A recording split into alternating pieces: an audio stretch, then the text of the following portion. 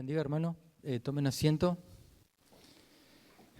Quiera Dios que tengan un día bendecido y por sobre todas las cosas agradecer a Dios por esta oportunidad de compartir su palabra, este privilegio. Agradecer a los pastores por esa confianza que han puesto en nosotros, amén.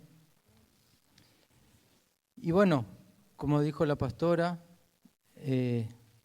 oren por su pastor.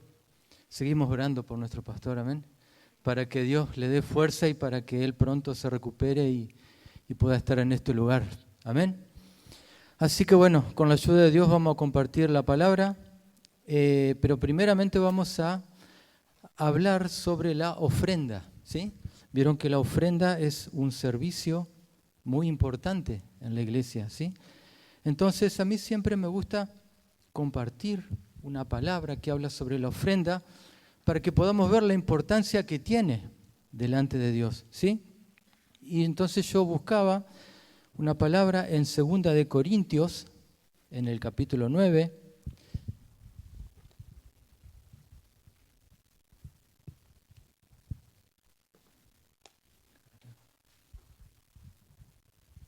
Hay poca luz acá, por eso saco los anteojos, no vayan a pensar otra cosa, por favor. 2 de Corintios capítulo 9, en el verso 6, si se quiere poner de pie, en reverencia a Dios y su palabra, amén. Dice ahí 2 de Corintios capítulo 9, verso 6, dice, pero esto digo, el que siembra escasamente, también segará escasamente. El que siembra generosamente, generosamente también segará. Cada uno dice, dé como propuso en su corazón, no con tristeza ni por necesidad, porque Dios ama al dador alegre. Y poderoso es Dios para hacer que abunden en vosotros toda gracia, a fin de que, teniendo siempre en todas las cosas todo lo suficiente, abundéis para buena obra, para toda buena obra. Dice el verso 9, como está escrito, repartió, dio a los pobres, su justicia permanece para siempre. Y el que da semilla al que siembra y pan al que come, proveerá y multiplicará, dice, vuestra sementera y aumentará los frutos de vuestra justicia. Amén. Tomen asiento. Entonces, acá vemos que Pablo da un ejemplo, un principio de lo que es la agricultura, ¿sí? Cuanto más sembremos, cuanto más semillas tiremos a la tierra, más probabilidad vamos a tener de cosechar, de tener una cosecha mayor, ¿sí? Ahora acá dice el versículo, cada uno dé como propuso en su corazón. Esta semana estuvimos hablando en el seminario sobre lo que es la mayordomía y dentro de eso hablamos sobre las ofrendas y los diezmos. Y habíamos visto que la ofrenda dice que es una prueba de amor.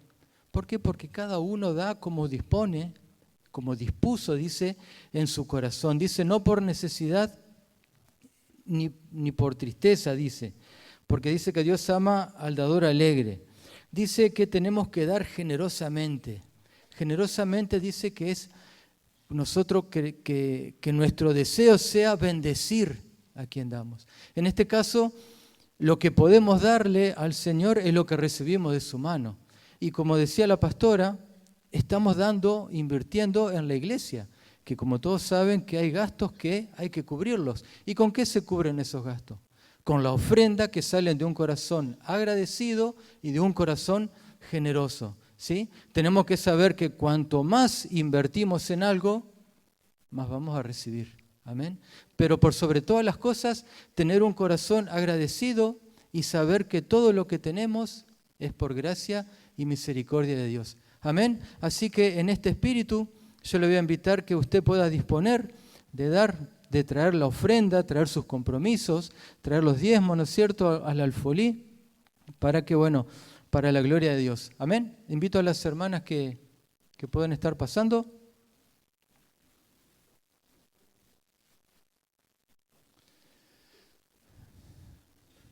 Amén. Oramos. Padre, muchas gracias, Señor. Gracias, Señor, por este día, este primer día de la semana, Señor, que podemos reunirnos, Dios mío, como iglesia, como cuerpo de Cristo, Señor, para primeramente agradecerle, Señor, agradecerle, Dios mío, porque hasta aquí usted nos ha ayudado. Agradecerle, Señor, por toda la provisión, por todo el sustento, Señor, que proviene de su mano, Señor. Dice su palabra que usted sabe cuáles son nuestras necesidades y usted dice su palabra que va a proveer para nuestras necesidades, Señor. Por eso le damos gracias, Señor, y con un corazón agradecido, Dios mío, queremos entregar esta ofrenda, Señor, para la gloria de su nombre. Pero, Dios mío, también queremos orar por todas aquellas personas que quizás quieren ofrendar, pero no pueden, Señor. Yo les pido, Dios mío, que usted pueda abrir puertas de bendición. Yo le pido, Dios mío, que su gracia pueda estar sobre cada hogar, sobre cada familia, sobre cada vida de este lugar, Señor, Padre eterno, porque somos sus hijos, Señor. Muchas gracias le damos por todo, bendito Dios, en el nombre de Jesús. Amén. ¿Pueden pasar?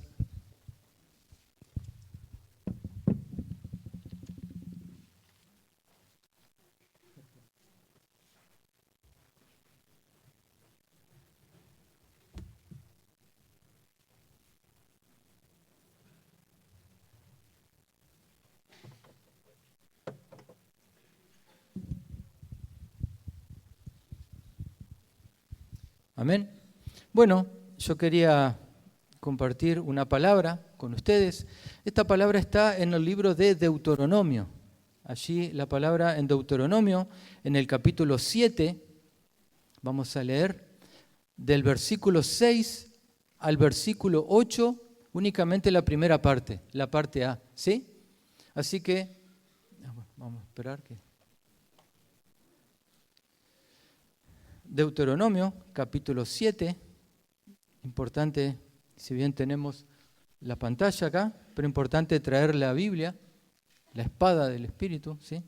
Deuteronomio, capítulo 7, versículo 6 al versículo 8, ¿se quiere poner de pie? Así un poco rompemos con el calor, con ese hielo que por ahí hay, ¿sí? Nos levantamos, nos sentamos, nos volvemos a levantar, amén. Entonces dice... El versículo 6, porque tú eres pueblo santo para Jehová tu Dios. Jehová tu Dios te ha escogido para hacerle un pueblo especial, más que todos los pueblos que están sobre la tierra. Dice el verso 7, no por ser vosotros, más que todos los pueblos, os ha querido Jehová y os ha escogido, pues vosotros erais el más insignificante de todos los pueblos, sino por cuanto Jehová os amó. Amén. Esta es la palabra que vamos a compartir. Tome asiento, ¿sí? Entonces, yo a esta palabra le puse un título, y este título dice lo que exige nuestro Dios. Amén. Entonces, a través de este texto, vamos a ver qué es lo que Dios nos pide, ¿sí? Vamos a hacer una analogía. Vieron que Deuteronomio está en el Antiguo Testamento. Vamos a hacer una analogía con nuestras vidas, ¿sí? Así que vamos a ir viéndolo, deduciéndolo, para poder comprender qué es lo que Dios nos quiere decir en esta mañana. Y como les dije en la ofrenda, antes de comenzar y a modo de introducción, para ponernos a tono, digamos, con este tema, en el seminario estuvimos viendo acerca de lo que es la mayordomía. El seminario Cimiento Espiritual, el seminario de la iglesia, ¿no es cierto? Estuvimos viendo el tema de mayordomía. Pero antes de ver el tema de mayordomía, ahí en la primera página, en el epígrafe, había una frase que decía, cuidando lo que Dios puso en nuestras manos. Entonces yo leí eso y hacía la pregunta, ¿qué fue lo que me dio Dios? Ahí dice que tengo que cuidar lo que Dios puso en mis manos. Entonces yo me hice la pregunta, ¿qué fue lo que Dios me dio? Entonces automáticamente me acordé de un versículo muy conocido que está en Juan, porque de tal manera dice, amó Dios al mundo que ha dado a su Hijo unigénito, para que todo aquel que en Él cree no se pierda, mas tenga vida eterna. Yo dije, Dios me dio la salvación. Y yo le preguntaba a los hermanos, ¿qué es la salvación? Me libró. ¿Me libró de qué? Me libró del pecado, me libró de la esclavitud del pecado, me libró de la ira de Dios. Eso es la salvación, así resumidamente y para no extenderme, vimos que nos dio la salvación. Pero yo me puse a hojear el apunte y dice que Dios produjo en nosotros arrepentimiento. ¿Y qué es el arrepentimiento?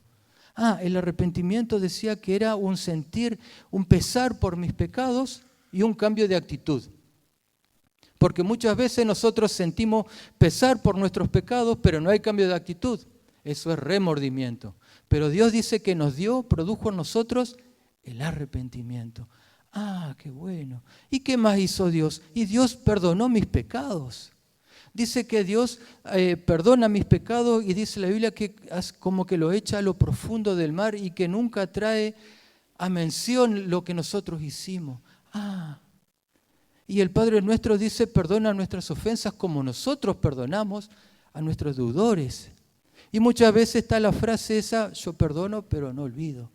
Me acuerdo lo que me hiciste el 25 de mayo de 1900 y ahí tenemos las cosas. Ahora dice que Dios perdona nuestras vidas. Dice que Dios nos da la vida eterna. ¡Wow! La vida eterna. ¿Y qué es la vida eterna? ¿Es la vida que yo voy a tener después de que muera? No, porque vimos que en Juan 17:3 dice Jesús, y esta es la vida eterna, que te conozcan a ti. Entonces, desde el momento que yo recibí a Jesús como mi Salvador, dice que el Señor me libra de todas las consecuencias, me libra del poder del pecado, perdona mis pecados, produce en mí arrepentimiento, me da vida eterna. ¿Y cuál es la vida eterna? Cada día poder conocerle. Pero cuando, desde el momento que yo recibí a Cristo, tengo que conocer a Jesús. Esa es la vida eterna, dice. La vida eterna que estamos viviendo. Entonces yo ahí decía, tengo que cuidar lo que Dios me dio. Después habíamos visto, hojeaba el apunte, pero también nos dio su palabra, que dice que toda la palabra es útil para. Tenemos la palabra de Dios, tenemos el manual, tenemos el GPS. ¿Lo cuido? Sí, lo tengo bien guardado en mi casa. Está en el aparador y nadie lo toca. No, tenemos que guardarla en nuestro corazón. Dice Hebreos que podemos acercarnos confiadamente al trono de la gracia. O sea que yo puedo hablar con Dios. O sea que el Señor me da cosas y me da medios para poder vivir esa vida. Y yo decía, qué privilegiados que somos nosotros. Ahora, cuando dice cuidando lo que Dios puso en nuestras manos, la palabra manos da una idea de algo que yo tengo que hacer. Porque nosotros vimos la salvación y no tenemos que hacer nada para ser salvos. Muchas veces nosotros pensamos que haciendo buenas obras o trabajando o viniendo a la iglesia yo voy a ser salvo. No. Yo hago cosas porque soy salvo. Es lo que dice Santiago. O sea, la fe se va a manifestar por las obras, pero yo no necesito hacer cosas para ser salvo. Porque soy salvo, porque el Señor cambió mi vida, yo hago cosas. Entonces, ahí venía un poco el concepto de lo que es la mayordomía. ¿Y qué era la mayordomía? Y dice que la mayordomía es cuidar o administrar los bienes que alguien nos da. Ahora, ¿quién es ese alguien? Es Dios. Y Dios, ¿qué bienes nos dio? Y nos dio todo. Si vemos Génesis capítulo 1, Génesis capítulo 2, vemos que Dios creó todas las cosas. No había nada, Él creó todo. Y que dice que se lo dio al hombre. Ahora, ¿qué es lo que nos dio que acabamos de ver? Bueno, ahí está el trabajo que tenemos cada uno de nosotros de ser mayordomos, de ser administradores de lo que Dios nos dio. Y ahí vimos que somos mayordomos de nuestro ser, mayordomos de nuestro tiempo. ¿Sí? Cuando hablábamos de tiempo veíamos las responsabilidades, que tenemos que trabajar, que tenemos que tener tiempo con la familia. Bueno, muy interesante estuvo el tema, mayordomo de los bienes. ¿Sí? Bueno, un tema muy lindo. Había un versículo que lo vamos a ver más adelante, y entonces, haciendo esta introducción, viniendo al pasaje que leímos, vemos que el pueblo santo que acá se refiere, el pasaje que leímos, habla del pueblo de Israel, que Israel era Jacob, los hijos de Jacob, ¿no es cierto? Que vemos que Dios le dice que su nombre no va a ser más Jacob, sino va a ser Israel. Ahora yo busqué el significado de Israel, dice que es el que lucha con Dios. Bueno, eso está allí en Génesis capítulo 35. Y vemos que la vida de Jacob dice que estuvo lleno de dificultades y de pruebas. Ahora Jacob siempre quiso permanecer en el Señor a pesar de las decepciones. Él siempre quiso estar cerca del Señor. A pesar de todas las dificultades que tuvo que pasar, ahí hay un pasaje, dice que lucha con el ángel por la bendición. Amén. Y entonces vemos que un poco ese nombre de Israel es en honor a la actitud que tenía, podemos decirlo entre comillas. Y yo decía, ¿no es cierto?, ¿cómo es nuestra vida? Muchas veces nosotros pensamos que cuando recibimos a Cristo como nuestro Salvador, cuando venimos a la iglesia, se van a terminar los problemas. Sí, porque Dios me va a bendecir y me va a ir todo bien. Y no es así. Las dificultades y los problemas vamos a tener que pasarlo, van a venir. Es propio de la vida, es parte de la vida. Tener que enfrentar problemas, tener que enfrentar dificultades, tener que chocarnos muchas veces contra la pared, tener que sufrir decepciones, es parte de la vida. Ahora, ¿qué hacemos nosotros? En ese momento que tenemos que enfrentar, ¿nos acercamos más a Dios, buscamos más de su presencia o me enojo y me voy? Porque no sé lo que dice la palabra, porque no conozco lo que me dice la palabra. Entonces, ahí, bueno, veía, ¿no es cierto? Tenemos que, en vez de tener esa actitud de retroceder, de enojarnos, de irnos, tenemos que tener la actitud de permanecer y en Dios superar las pruebas, en Dios superar las adversidades, ¿sí? Cada día ir caminando con el Señor, esa es la vida que el Señor quiere que vivamos. Amén. Para eso el Señor nos dio su palabra, nos dio la posibilidad de hablar con Él. Y no dije algo que es muy importante, que también el Señor nos dio, que es de lo que se está hablando en este último tiempo. Dice que nos dio ¿de qué? De su Espíritu Santo. Dice que el Espíritu Santo es quien nos guía a toda verdad. Dice que el Espíritu Santo va a estar con nosotros. Dice que el Espíritu Santo mora en nosotros, somos templo del Espíritu Santo. Por eso tenemos que cuidar nuestro cuerpo, porque nuestro cuerpo es templo del Espíritu Santo. Pero además de eso, Él camina con nosotros, al lado nuestro. ¿Sí? Pero muchas veces cuando tenemos una adversidad, cuando tenemos un problema, se nos viene todo abajo. Y nos enojamos y retrocedemos, nos desilusionamos, nos ponemos mal. No, es en ese momento donde tenemos que acudir a Dios y realmente pedir en Él el socorro y la ayuda. ¿Sí? Porque vieron que acá leímos que este pueblo era el más insignificante. ¿Sí? ¿Vamos bien?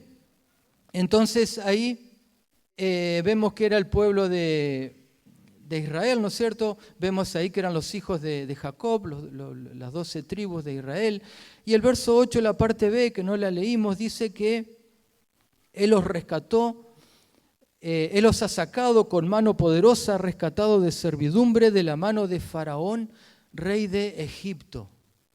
Ahora, Dios no nos rescató a nosotros, Dios no nos sacó de una situación. Yo pienso que estoy convencido que cada uno de nosotros tiene una historia, tiene una situación. A mí, por ejemplo, el Señor me libró de tantas cosas. Como dice acá la Biblia, me libró con mano poderosa, me libró de la esclavitud, me libró de tantas cosas. Ahora, tenemos que ver todo lo que el Señor ha hecho en nuestras vidas. Por gracia de Dios hemos podido creer en Jesucristo. Por gracia de Dios el Señor nos escogió. Por gracia de Dios el Señor tuvo compasión de nuestras vidas y nos libró, nos extendió su mano, nos ayudó, nos sacó, nos hizo un pueblo suyo. Amén. Ahora, viendo el libro de Deuteronomio, me imagino que lo han leído. No sé cuántas veces han leído el libro de Deuteronomio, me imagino que muchas veces, pero el libro de Deuteronomio un poco, lo que habla el libro es aproximadamente un periodo de tiempo de un mes. Es el último tiempo de vida de Moisés. Allí dice en la llanura de Moab, al este de Jericó y en el río y sobre el río Jordán. Dice que es el discurso de despedida de Moisés. Ahora, ¿qué le decía Moisés al pueblo que fue el líder que Dios levantó para sacar de la esclavitud de Egipto, ¿no es cierto? Bueno, que lo llevó por el desierto. Bueno, ustedes conocen la historia, no quiero entrar mucho en eso porque se va a ir el tiempo. Pero ¿qué le decía Moisés en ese tiempo? Tienen que amar a Dios con todo su corazón. Amen a Dios con todo su corazón, con toda su fuerza, con todo su ser. ¿Qué les decía? Recuerden y no olviden. ¿Por qué? Porque les decía una cosa, se las volvía a repetir de otra forma. Le volvía a decir la misma cosa, pero de otra forma. Le volvía a decir lo mismo de otra forma. Les repite una, les repite otra, les repite otra. ¿Para qué? Para que no se olviden. Y yo pensaba, ¿no? ¿No nos repiten a nosotros? Muchas veces uno dice, lo mismo habló. ¿Pero por qué está hablando lo mismo? Porque está repitiendo con unas palabras, lo dice con otras palabras. ¿Para qué? Para que entendamos y para que no nos olvidemos de que tenemos que amar a Dios por sobre todas las cosas. Y después, ¿qué le decía al pueblo? Que tenían que creerle a Dios. Porque ellos, ese trayecto que tenían de la esclavitud de Egipto a la tierra de Canaán que el Señor le daba, lo podían hacer en 40 días. Dice que les llevó 40 años. Porque no le creían al Señor. ¿Qué les decía? ¿Qué les repetía? Sean obedientes. Sean obedientes. Entonces yo ahí puse una fórmula. Creerle a Dios, fe, más siendo obediencia. ¿Qué me da de resultado? La bendición de Dios. ¿Qué esa bendición? Es prosperidad. Voy a tener mucho. No, voy a ser ayudado en el camino. Voy a ser ayudado cada día de mi vida. Ese es el resultado que da de combinar creerle a Dios, no creer en Dios, sino creerle a Dios, a lo que Él dice y serle obediente. Ahora, todo eso está dentro del amor a Dios, de amarle a Dios. Con toda nuestra fuerza, con todo nuestro ser, con todo lo que nosotros somos, tenemos que amarle a Dios. Tenemos que buscar cada día amarle a Dios. Eso es lo que Moisés le repetía al pueblo. Eso es lo que vemos ahí en Deuteronomio, ¿sí? Ahí, el creerle a Dios, ahí está lo que es la fe. En hebreo nos dice que la fe es la certeza de lo que se espera, la convicción. Tenemos que tener convicciones claras, firmes. ¿Por qué? Porque vamos a enfrentar problemas, vamos a enfrentar dificultades y vamos a estar en una situación que vamos a estar solos y que no vamos a tener a nada ni a nadie, pero va a estar el Espíritu Santo. Ahora es allí donde tenemos que creerle, donde tenemos que tener la convicción, el Señor me va a ayudar, el Señor me va a sacar. Ya sea en un problema, ya sea en una enfermedad, ya sea la situación que sea, pero creerle a Dios, confiarle a Dios. Eso es lo que Moisés le decía, ustedes créanle a Dios, ustedes confíen en Dios. Ya vamos a ir viendo por qué. ¿Sí? Dice que la fe más que la obediencia, la fe más la obediencia los capacita para heredar las promesas con plena bendición de Dios. ¿Sí? Entonces, vemos que acá yo como primer punto me hice una pregunta, ¿qué eran ellos? ¿Qué eran esto de lo que leímos nosotros? Dice, porque tú eres pueblo santo para Jehová tu Dios. ¿Sí? Lo que leímos en el versículo 6. Porque tú eres pueblo santo para Jehová tu Dios. Dice, Jehová tu Dios te ha escogido. Jehová tu Dios te ha elegido. Ahora esa palabra pueblo santo para Jehová tu Dios, ¿qué significa? Quiere decir que el Señor nos apartó. Quiere decir que el Señor nos tomó. ¿De dónde nos sacó? Del lugar, del lodo cenagoso donde estábamos nosotros. Nos sacó, ¿para qué? Para que seamos propiedad de Él. De Él dice la palabra. Allí en 1 de Pedro dice que nosotros tenemos que ser santos porque Él es santo. Ahora, ¿qué significa eso ser santo? Tenemos que apartarnos ¿Apartarnos de qué? Del pecado, apartarnos de lo que es la corriente de este mundo, apartarnos de todas esas cosas. Si bien el Señor nos sacó una posición, ahora somos hijos de Dios, pero cada día nosotros tenemos que, con la ayuda del Espíritu Santo, con su palabra y con la oración, decirle a Dios, ayúdame en esto otro. Me siento vulnerable, me siento débil ante esta situación, pero Dios mío, ayúdame. Eso es lo que tenemos que hacer nosotros, ¿sí? Dice que la idea fundamental de la santificación es la separación. Vemos que Jesús, cuando Él estaba como hombre aquí en la tierra, esa oración que hizo al Padre, allí en Juan capítulo 17, Él oraba a Dios, a su Padre, y decía, no ruego que los quites del mundo, sino que los guarden del mal, que los guardes del mal. Ellos no son del mundo como tampoco yo soy del mundo. Nosotros ya no pertenecemos a este mundo. Nosotros estamos en este mundo, pero no pertenecemos a este mundo. Entonces no tenemos que contaminarnos ni tenemos que contagiarnos de lo que es la corriente de este mundo, ¿sí? Entonces, ¿qué eran ellos? Eran un pueblo santo, apartado para Dios, ¿sí? ¿Qué debían hacer ellos?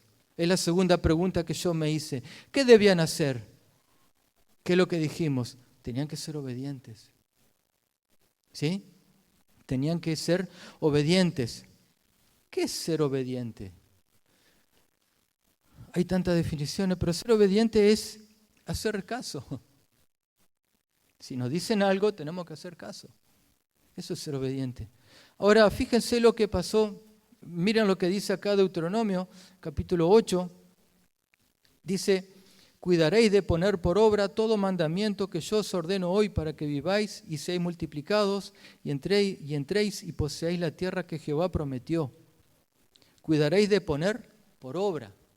Le dice, ¿qué tenían que hacer ellos? Poner por obra todos los mandamientos que ahí le estaba dando Moisés, que el Señor le había dado a Moisés. ¿Qué dice el verso 6 ahí del capítulo 8? Guardarás pues los mandamientos de Jehová tu Dios andando en sus caminos y temiéndole. Andando en sus caminos y temiéndole. ¿Qué tenían que hacer ellos? Obedecer a Dios. El verso 11, ¿qué dice? Cuídate de no olvidarte de Jehová tu Dios para cumplir sus mandamientos, sus decretos, sus estatutos que yo te ordeno hoy. ¿Qué tenían que hacer? No olvidarse del Señor, ¿sí? ¿Qué tenían que hacer otra cosa? Confiar en Dios. Habíamos dicho fe más obediencia. Confiar en Dios tenían que hacer ellos. ¿Qué dice el verso 9? El capítulo 9, ahí en el verso 1. Dice, oye Israel, tú vas hoy a pasar el Jordán para entrar a desposeer a naciones más numerosas y más poderosas que tú, ciudades grandes amuralladas hasta el cielo, un pueblo grande y alto, hijo de los anaseos, de los cuales tienes tu conocimiento y has oído decir, ¿quién se sostendrá delante de los hijos de Anac? Entiende pues hoy que es Jehová tu Dios el que pasa delante de ti como fuego consumidor que los destruirá y humillará delante de ti y tú los echarás y los destruirás enseguida como Jehová te ha dicho. ¿Por qué le dice que tenían que confiar en Dios? Porque se iban a enfrentar a un pueblo más grande, más numeroso, más preparado. Se iban a enfrentar a adversidades, a dificultades que ellos no iban a poder superar. Entonces, ¿qué le decía a Moisés? Tienen que creerle a Dios. Porque Él dice que Él va a ir adelante y Él va a pelear por ustedes. Dice que Él va adelante como fuego consumidor, los humillará. Dice, y tú los echarás y los destruirás, como Jehová te ha dicho. Tenían que creerle a Dios. Tenían que confiar en Dios. Porque ellos se iba a llegar un momento de su vida que iban a estar ante el adversario y al adversario no lo voy a poder superar. Ellos tenían que confiar en Dios. Ahora dice que la fe exalta lo que Dios ha hecho, no lo que la gente hace. Porque muchas veces nosotros tenemos esa idea, o el ser humano, de todo lo que yo hice, todo lo que yo alcancé. El ser humano siempre tiende a mirarse uno mismo, la fuerza, la capacidad que yo tengo. Pero no, la fe es mirar a Dios. lo que Dios quiere es que nosotros no nos miremos a nosotros mismos, que nosotros lo miremos a Él.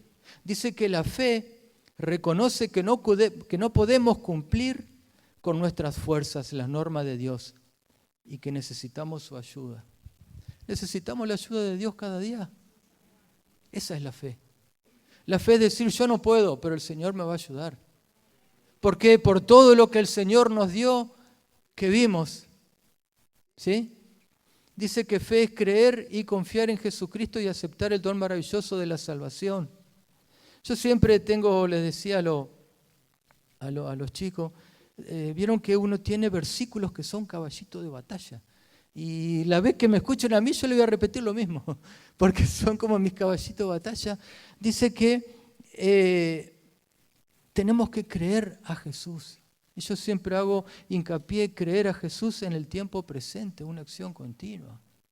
Muchas veces nosotros decimos, sí, yo creía a Jesús, no sabés, cuando yo empecé, el Señor me usó acá, el Señor me usó allá, hice esto, hice lo otro, ¿y ahora?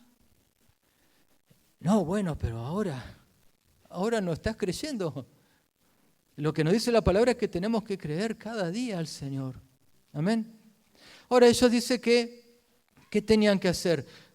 Debían ser obedientes, debían confiar en Dios. Ahora ellos también tenían que destruir lo que no es de Dios.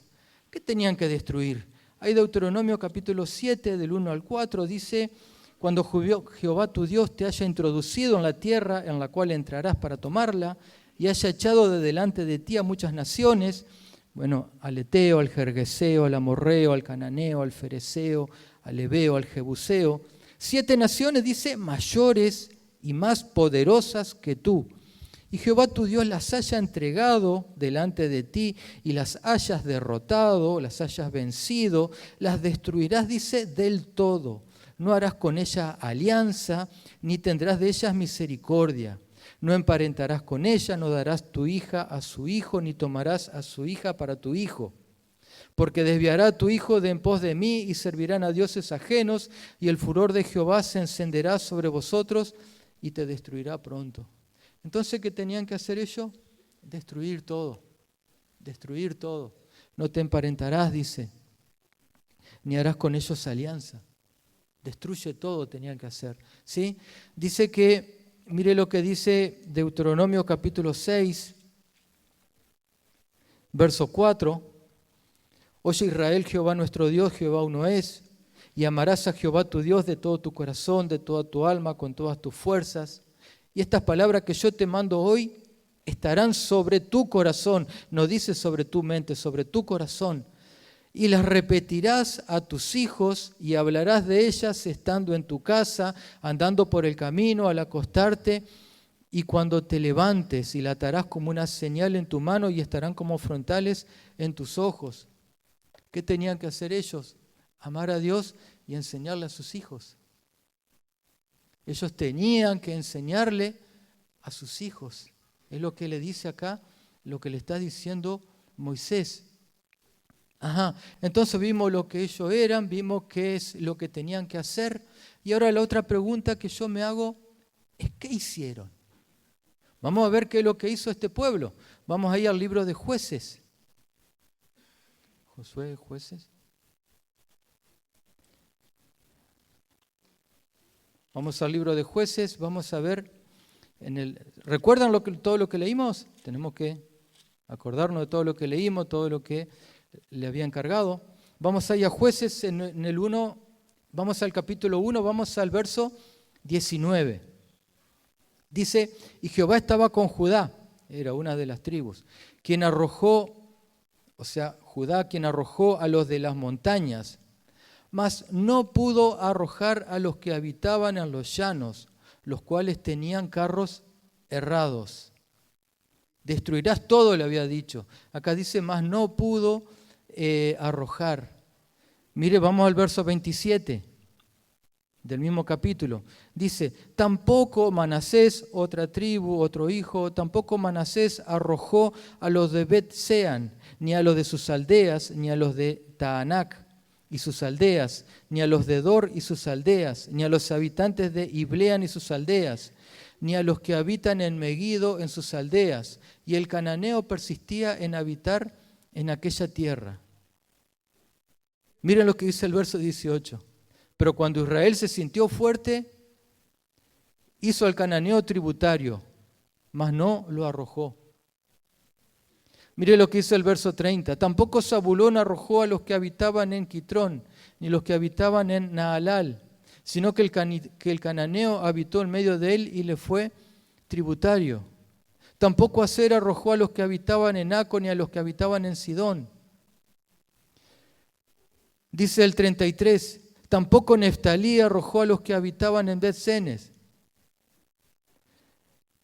Dice el 35, y el amorreo persistió en habitar en el monte de Eres. Pero cuando la casa de José cobró fuerza, lo hizo tributario. ¿Qué es lo que tenían que hacer ellos? Destruir todo. Ahora el primer versículo que leímos dice que ellos no pudieron expulsar. ¿Ustedes piensan que Dios no podía derrotarlos? ¿Quién era el que peleaba? ¿Eran ellos o era Jehová? Él iba adelante, dice. Ahora el Señor les da una orden que tenían que destruir todo. No lo hicieron. No tenían que hacer alianza. Los hicieron tributarios cuando se hicieron fuertes. Yo acá puse 1 Corintios capítulo 10, 23, todo me es lícito, pero no todo conviene. Todo me es lícito, pero no todo edifica. Mire lo que dice Jueces capítulo 2, verso 11. Después los hijos de Israel hicieron lo malo ante los ojos de Jehová y sirvieron a los Baales. Dejaron a Jehová, el Dios de tus padres, que los había sacado de la tierra de Egipto, y se fueron tras otros dioses, los dioses de los pueblos que estaban en sus alrededores, a los cuales adoraron y provocaron a ir a Jehová. Y dejaron a Jehová y adoraron a Baal y a Astarot. ¿Qué hicieron? ¿Le creyeron a Dios? ¿Fueron obedientes a Dios? ¿Amaron a Dios? No hicieron nada de eso. ¿Y qué hacía Moisés? Le repetía de un lado, de otro lado. Le decía de una forma, le decía de otra. Que no se olviden. Ahora ellos no hicieron caso. No pudimos derrotar tal cosa. No pude vencer esto. No, después lo tomé en mi beneficio, lo hice tributario. Mire lo que dice Jueces capítulo 2, verso 10. La parte B. Jueces capítulo 2, verso 10, la parte B. Y se levantó después de ello otra generación, o sea que habían muerto esa generación. Se levantó después de ello otra generación, dice que no conocía a Jehová ni la obra que él había hecho por Israel. ¿Qué tenían que hacer? Enseñarle a sus hijos. Bueno, se ve que no han tenido tiempo porque han tenido que trabajar y viste que el tema del trabajo te absorbe y tenés que estar todo el día y uno tiene que proveer para la familia y no cumplieron. No enseñaron a sus hijos. Dice que vino otra generación que ni conocía a Jehová ni sabía lo que había pasado. ¿Cumplieron a Dios? ¿Le creyeron a Dios? ¿Confiaron en Dios?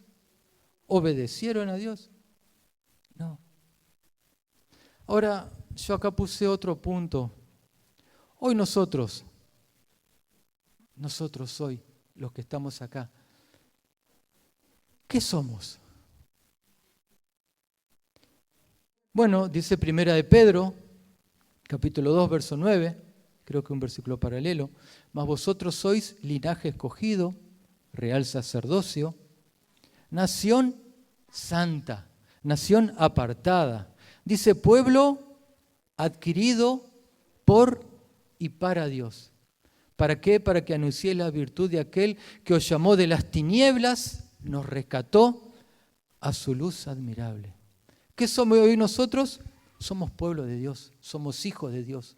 Hoy que somos nosotros somos santos, somos apartados, El Señor nos apartó, el Señor nos sacó. Cada uno dirá, a mí Dios me sacó de esto, otro dirá, Dios me sacó de lo otro, a mí Dios me sacó.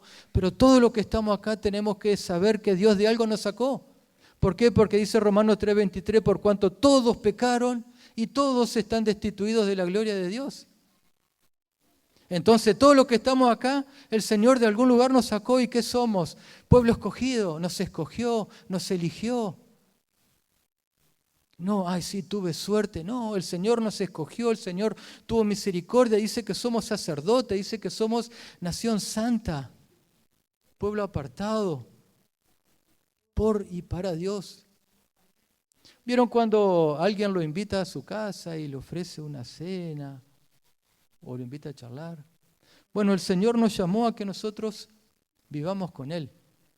El Señor nos llamó a que nosotros estemos con Él. Dios quería, no es que Dios lo hizo por obligación. Ay, tengo que invitarlo a fulano porque se me va a enojar. No, Dios nos escogió para que estemos con Él. Él dice, este es mío, es mi propiedad. ¿Qué somos? ¿Qué hacemos? ¿Qué hacemos nosotros? ¿Qué tenemos que hacer? Habíamos visto que el pueblo de Israel tenía que destruir pueblos, conquistar tierras. Tengo que ir a matar gente. No. Pero sí tenemos que conquistar y tenemos que matar cosas. Pero ¿qué es lo que tenemos que conquistar y qué es lo que tenemos que matar? Mire lo que dice Colosenses capítulo 3, versículo 1. Dice, si pues habéis resucitado con Cristo, buscad que las cosas de arriba, no las de esta tierra, donde está Cristo sentado a la diestra de Dios. ¿Qué dice? Poned la mira en las cosas de arriba, no las cosas de la tierra. Dice, porque habéis muerto. Yo acá lo puse con negrita, bien que resalte, cosa que lo vea. Dice, porque habéis muerto, dice, y vuestra vida está escondida con Cristo en Dios. Cuando Cristo vuestra vida se manifieste, entonces vosotros también seréis manifestados con Él en gloria. ¡Qué lindo! ¿Pero qué dice después? Haced morir. O sea que tenemos que matar. ¿Qué dice? Lo terrenal en vosotros. ¿Qué tenemos que matar? Fornicación, impureza, pasiones desordenadas, malos deseos, avaricia, que es idolatría. Cosas por las cuales la ira de Dios viene sobre los hijos de desobediencia. No está hablando a nosotros, no le está hablando al mundo. Dicen las cuales vosotros también estuvisteis en otro tiempo. Claro, cuando no conocía a Dios, yo andaba en toda esa mugre, pero ahora el Señor me sacó. ¿Y qué tengo que hacer? Tiene que morir en mi vida. ¿Pero qué dice? Pero, ¿vieron cuando aparece el pero? ¿Qué me va a decir? Pero ahora dice, dejad también vosotros todas estas cosas. ¿Qué tengo que dejar? Ira, enojo, malicia, blasfemia, palabra deshonesta de vuestra boca.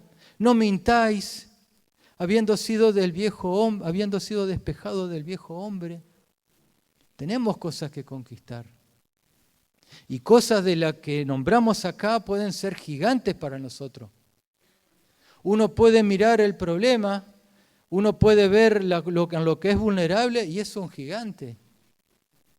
¿Y qué decimos? No puedo. No puede. Qué lástima.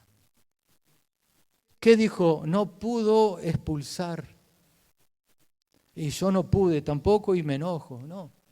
¿Qué nos dio el Señor? Todo lo que leímos, nos dio su Espíritu Santo, nos dio la palabra, nos dio la oportunidad de acercarnos al trono de la gracia.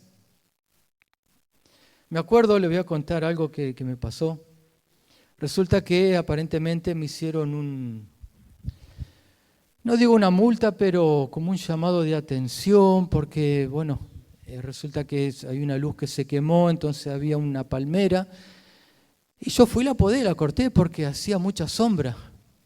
Entonces pasaron de la municipalidad y me dejaron una notificación. Porque cortó palmera y lo dejó ahí en la calle. Entonces, me voy a ver qué era. No, pasó al juzgado. Y entonces ahí, con el debido respeto y pensando, ¿no es cierto?, en todo lo que yo era o todo lo que yo soy, hablé con la persona, le dije, mira esto, mira lo otro, mira aquello, mira esto. Me terminó diciendo, la verdad que el municipio está en deuda con vos, dice.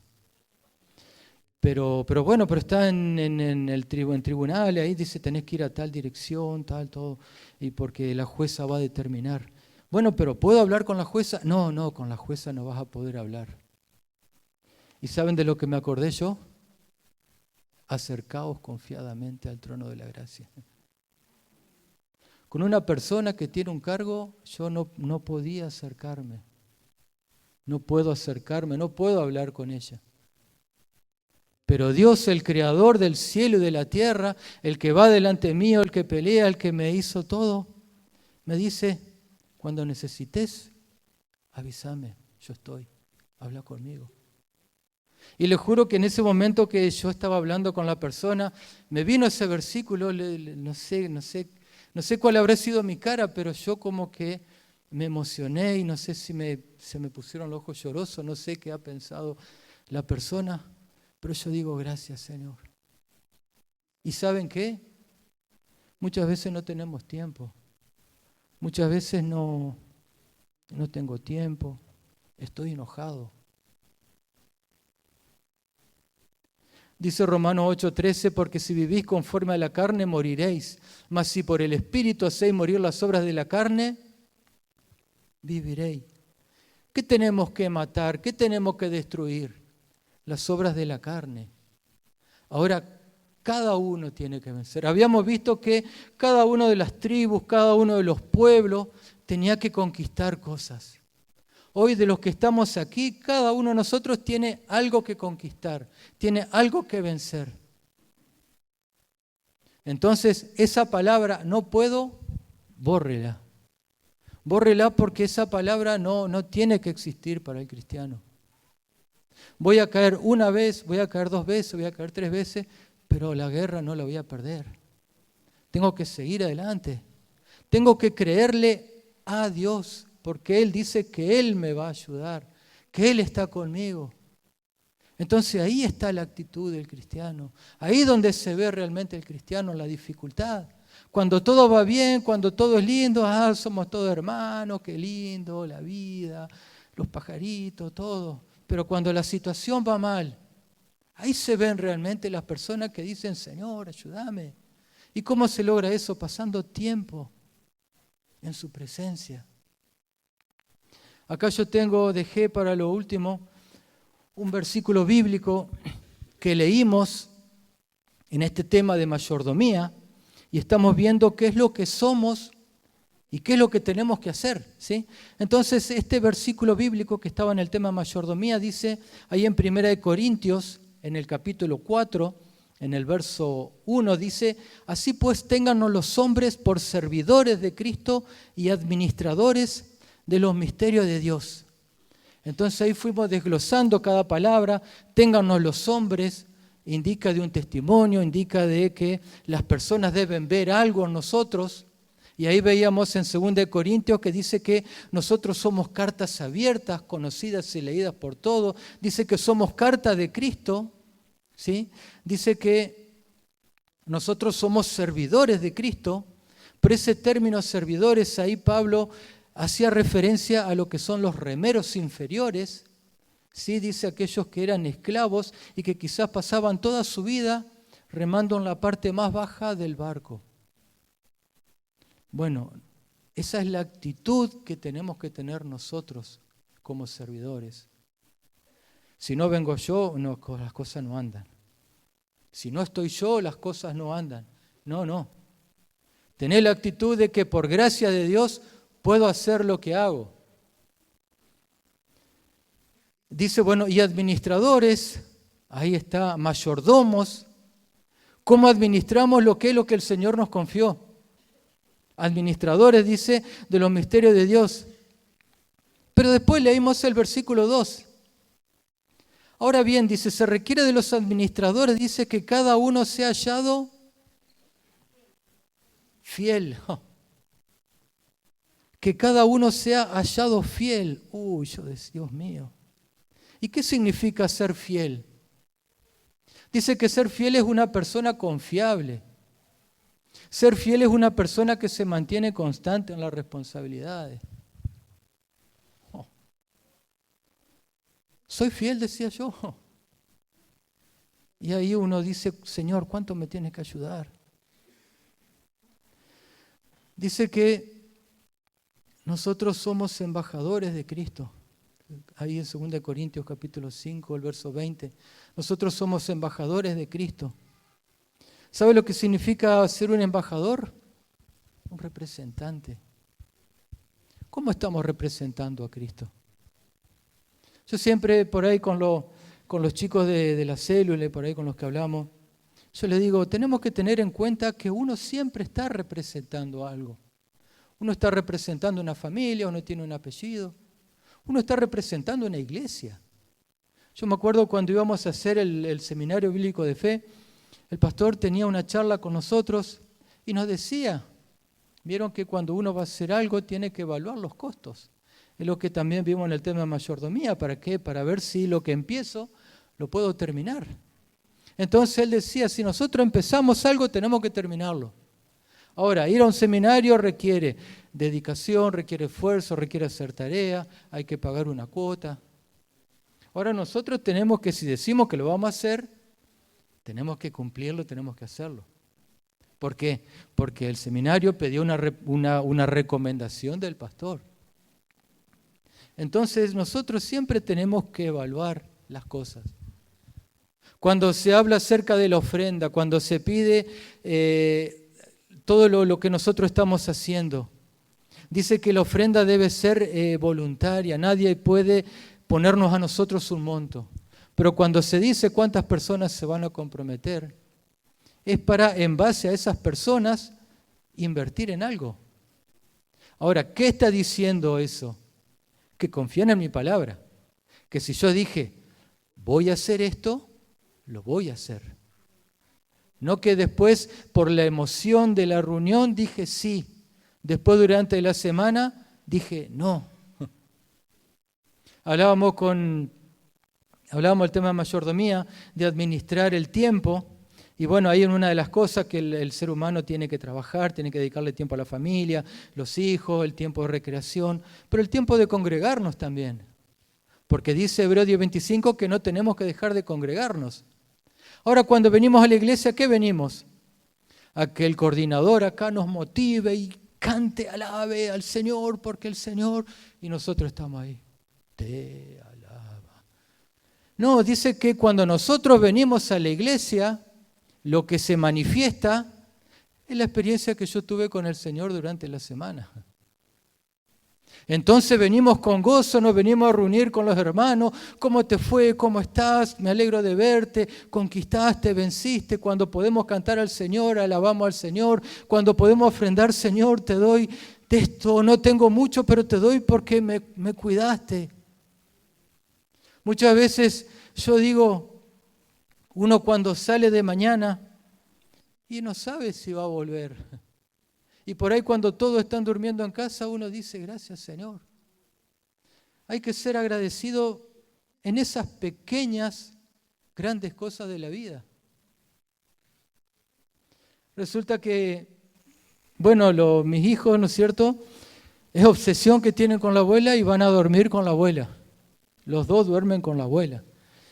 Y duermen los tres en una cama, imagínense cómo duermen, y con la abuela, y que duerme uno, que duerme el otro, que se pelean.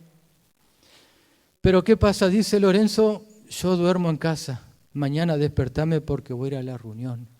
No te olvides de despertarme. Y yo decía, qué lindo poder, qué lindo poder escuchar eso. Por ahí los días sábados, cuando tienen reunión, ellos se preparan. El sábado pasado tenían reunión los adolescentes, nosotros justo habíamos salido, no estábamos en Paraná. Papi, yo tengo que ir a la reunión a la noche, así que vamos a volver temprano, me dice mi hijo. Qué linda actitud, yo dije. Y bueno, y a las 8:30 creo que era la reunión, a las 8:10 ya estoy listo, acompáñame, y lo traje. Qué lindo que son esas cosas. Y qué lindo darle gracias a Dios por todas esas cosas, que muchas veces uno no la no las valora. Pero qué lindo que eso pueda permanecer. Ahora qué lindo que nosotros también podamos tener esa disposición. Qué lindo que nosotros podamos creerle al Señor y entender, hermano, que sin Dios nosotros no somos nada. Entender que sin Dios nosotros estamos derrotados. Entender que nosotros somos, dice el pueblo, más insignificante. No nos escogió Dios porque éramos capaces, porque era lindo, porque... No, era el más insignificante. Veíamos con los hermanos, dice que Dios es quien nos hace competentes.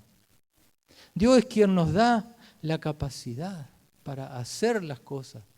Pero ahora qué importante que nosotros podamos comprender, qué importante que nosotros podamos recordar cada día todo lo que el Señor hizo, todo lo que el Señor me dio, todo lo que yo soy. Yo soy hijo de Dios. Entonces yo tengo que vivir como hijo de Dios. No estoy viviendo como hijo de Dios. Bueno, esta es la oportunidad. Esta es la oportunidad de arreglar, de presentarte delante de Dios y decirle, Dios mío, ayúdame. Dios mío, estoy cautivo. Dios mío, soy esclavo en esto. Póngale el nombre que sea, soy esclavo, ayúdame. Pero ahí está, acercarse confiadamente al trono de la gracia para hallar el oportuno socorro, el socorro en el tiempo justo. ¿Cuántas cosas uno anhela y por ahí no se da, por ahí no llega? Señor, presentarnos delante de Dios, aprovechar ese beneficio que nosotros tenemos. Y bueno, ya para ir terminando, quería leer un versículo bíblico que justamente compartimos el jueves con uno de los temas que compartimos con los chicos de la célula. Está en 2 de Timoteo, capítulo 2, verso 15.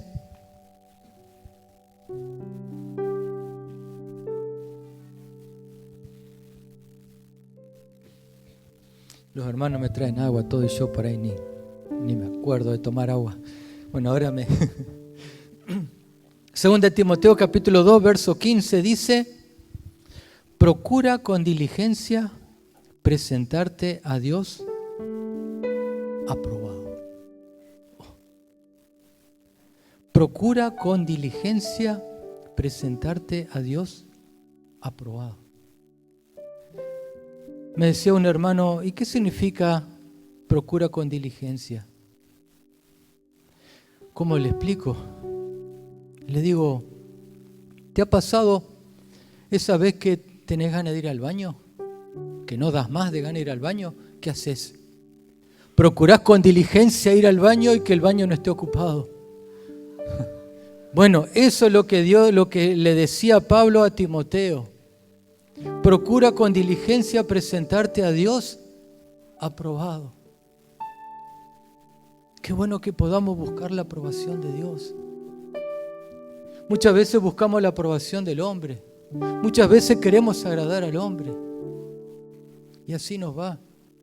Pero ¿sabe por qué nos va? No porque el hombre es esto, porque el hombre es lo otro. Porque Dios permite que nos choquemos contra la pared. Porque Dios es celoso y porque somos pueblo suyo y lo que Dios quiere es que nosotros le sirvamos a Él. Que nosotros le agrademos a Él. Que todo lo que nosotros hagamos sea para Él. Como le había dicho la otra vez, que seamos cristianos del lunes a viernes o al sábado.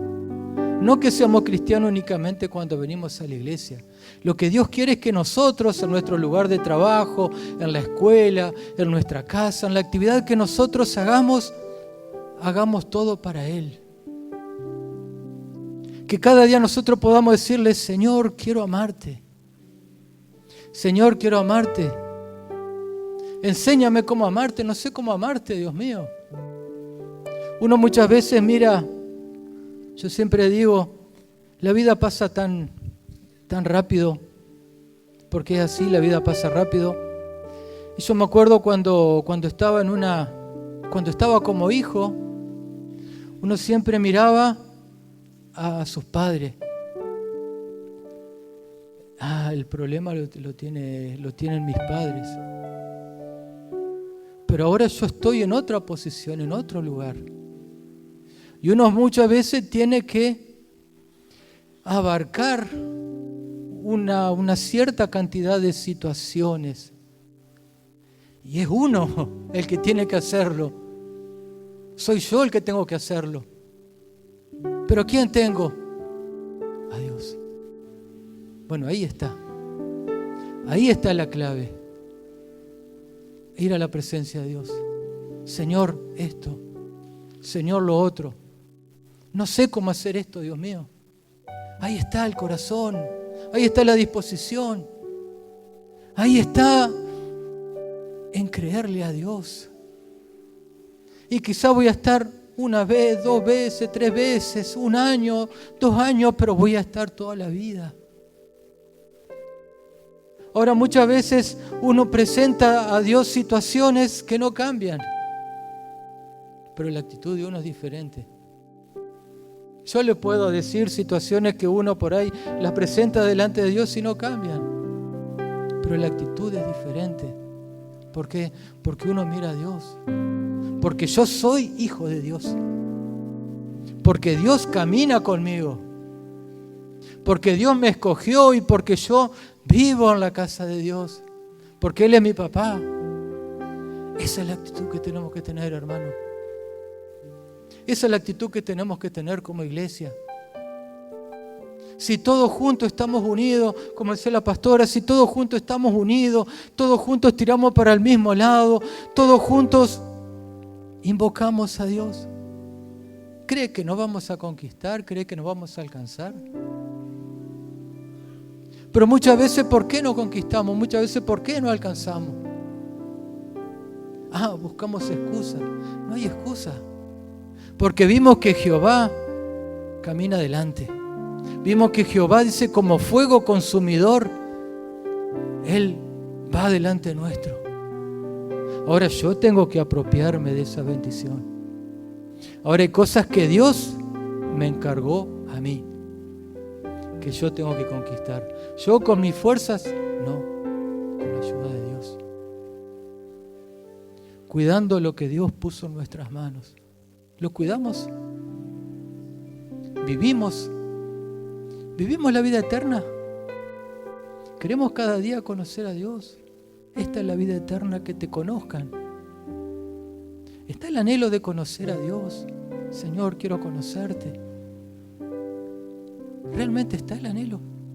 Si no está el anhelo, dígale a Dios, Señor, quiero tener el anhelo de conocerte.